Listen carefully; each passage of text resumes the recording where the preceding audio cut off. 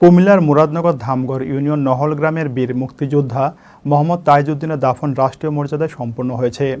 সোমবার সকালে তিনি নিজ বাড়িতে ইন্তেকাল করেন।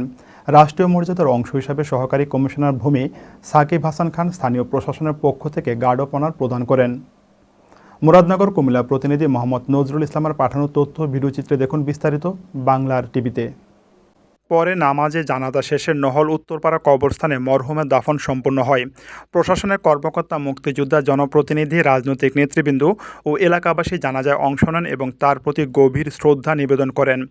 বীর মুক্তিযোদ্ধা মোহাম্মদ তাইজউদ্দিন মহান মুক্তিযুদ্ধে অংশগ্রহণ করে দেশের স্বাধীনতার জন্য অনন্য অবদান রাখেন।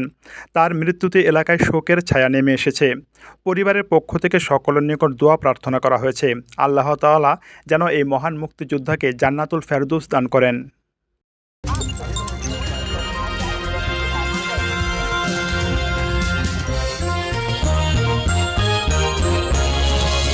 গ্রাম বাংলার কথা বলে বাংলার টিভি।